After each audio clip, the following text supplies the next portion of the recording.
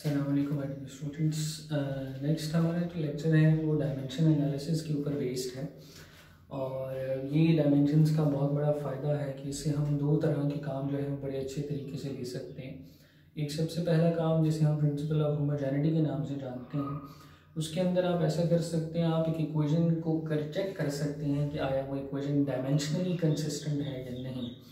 और अगर आप उसे डायमेंशनली कंसिस्टेंट देखना चाहें तो उसके लिए हम इस टेक्निक को यूज़ कर सकते हैं, जो कि जिसका कहना कुछ ऐसा है कि अगर आप प्रिंसिपल ऑफ होमोजेनिटी को अप्लाई कर रहे हैं और उस इक्वेशन की लेफ़्ट हैंड साइड की डायमेंशन राइट हैंड साइड की डायमेंशन के इक्वल आ जाती है, तो ऐसे केस में हम ये कह पाएंगे कि वो इक्वेशन डायमेंशनली कंसिस्टेंट है। अब ज़रूरी नहीं हुआ करता कि वो इक्वेशन जो डायमेंशनली कंसिस्टेंट हो वो इक्वेशन करेक्ट भी हो। मैं एक एग्जांपल यहाँ पे शेयर करना चाहूँगा। अगर मैं फॉर एग्जांपल एरिया के पॉइंट ऑफ व्यू से बात करूँ, एरिया ऑफ द सर्कल के पॉइंट ऑफ व्यू से बात करूँ, तो हम जानते हैं कि area of the circle pi r square के साथ कैलकुलेट किया जा सकता है।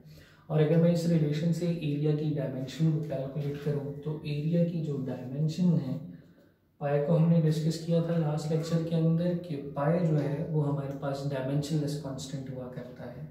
तो इसलिए अगर मैं पाई को यहाँ पर डिस्कस करूँ तो डायमेंशन एनालिसिस के अंदर पाई का किसी किस्म का रोल नहीं रहेगा। तो इन दैट केस अगर मैं एरिया की डायमेंशन लिख रहा हूँगा तो मेरा फोकस रहेगा इस आर के ऊपर, क्योंकि ये वो फैक्टर है जो डायमेंशन के अंदर कंट्रीब्यूट कर रहा है। तो यहाँ से अगर आर को देखा जाए तो एरिया की डायमेंशन को हम लिख सकते हैं, since r is the radius of the circle. आप उसे मीटर्स के अंदर मेजर करें, किसी सिस्टम ऑफ यूनिट के अंदर मेजर करें, आपको वो एक्सप्रेस लेंथ ही कर रहा होगा।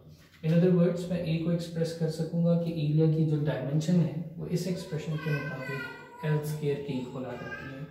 इसी तरह मैं खुद साख्ता इक्वेशन मेंशन कर दूँ। फॉर एग्जांपल मैं इस इक्वेशन को ऐसे लिख सकता हूँ कि ए जो है वो हमारे पास 2r स्क्वायर की इक्वल है। वी नो दैट ज्योमेट्री के अंदर कोई ऐसा फॉर्मूला सर्कल के केस में एग्जिस्ट नहीं करता जिसमें मैं एरिया को 2r स्क्वायर से एक्सप्रेस कर रहा हूँ। ये पाई आर स्क्वायर होता है, ये 2r स्क्वायर नहीं हुआ करता। लेकिन स्टिल यहाँ पे नोट डाउन करने की बात ये है कि वो डायमेंशन जो हमें फर्स्ट इक्वेशन ने प्रोवाइड की थी, सेम डायमेंशन ये इक्वेशन प्रोवाइड करने वाली है। यहाँ से फिर से देखिएगा, अगर आप एरिया की डायमेंशन को देखें तो वो स्टिल आपके पास एल स्क्वायर के इक्वल आएगी। तो अगर एरिया की डायमेंशन स्टिल हमारे पास यहाँ से एल स्क्वायर की इक्वल है तो इसका मतलब ये होगा कि ये दोनों इक्वेशन डायमेंशनली कंसिस्टेंट ज़रूर नज़र आ रही हैं। अब यहाँ से एक बड़ा इंपॉर्टेंट रिजल्ट जो हमें समझना है वो ये है कि अगर एक इक्वेशन डायमेंशनली कंसिस्टेंट है तो इसका मतलब ये नहीं हुआ करता कि वो इक्वेशन करेक्ट भी है। और अगर एक इक्वेशन करेक्ट है तो दैट इज़ फॉर श्योर कि वो इक्वेशन डायमेंशनली कंसिस्टेंट होने वाली है। तो इसी बेस पे एक छोटा सा रिजल्ट था कि अगर हम डायमेंशंस को ऑब्टेन कर रहे हैं और होमोजेनिटी चेक करने वाले हैं, ऐसा ज़रूर हो सकता है कि हमारे पास दो डिफरेंट एक गलत इक्वेशन हमें डायमेंशनली बिल्कुल सेम डायमेंशन प्रोवाइड करती है। तो इसलिए इस बात का बड़ा ख़ास ख्याल रखिएगा। फिर एक बड़ा इंपॉर्टेंट रिजल्ट जो कि हम प्रिंसिपल ऑफ होमोजेनिटी की शेप में यहाँ से देखते हैं, एक बड़ी common equation first equation of motion, अगर मैं उसके पॉइंट ऑफ व्यू से यहाँ पर डिस्कशन करूँ तो फर्स्ट इक्वेशन से हम जानते हैं कि v f is equals to v i plus a t. यहाँ से हम फाइनल वेलोसिटी को कैलकुलेट कर सकते हैं अगर हमें इनिशियल वेलोसिटी, एक्सेलरेशन और टाइम के बारे में इंफॉर्मेशन हो। अब अगर मैंने इस इक्वेशन को ये देखना है कि क्या ये डायमेंशनली कंसिस्टेंट है या नहीं, तो रूल्स ये कहते हैं कि मैं पहले इसकी लेफ्ट हैंड साइड की डायमेंशन को इवेलुएट करूँ और फिर उसके बाद इसकी राइट हैंड साइड की डायमेंशन को इवेलुएट किया जाए।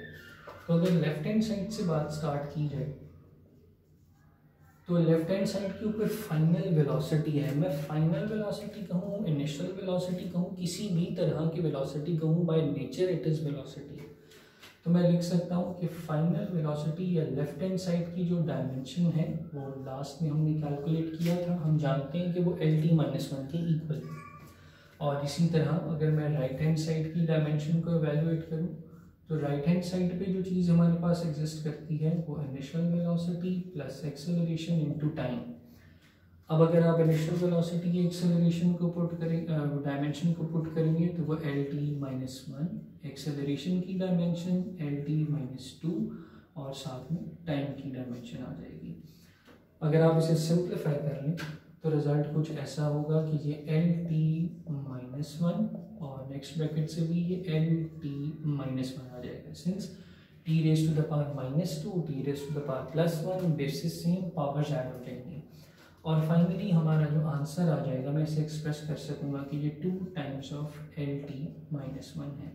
अब यहाँ पे याद रहे फिर से, ये हमारे पास यहाँ आने वाला जो 2 है ये डायमेंशनलेस कांस्टेंट है।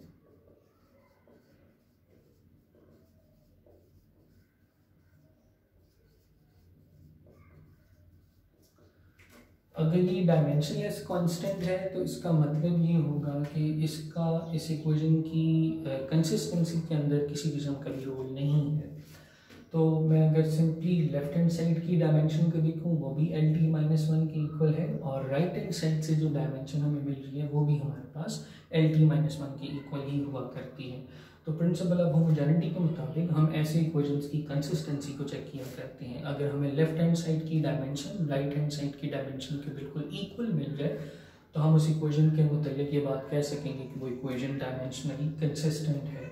देयरफॉर चूंकि रिजल्ट में हमारे पास लेफ्ट हैंड साइड की डायमेंशन राइट हैंड साइड की डायमेंशन के इक्वल आ जाती है, तो हम ये एक्सप्रेस कर सकेंगे कि first equation of motion is actually dimensionally consistent.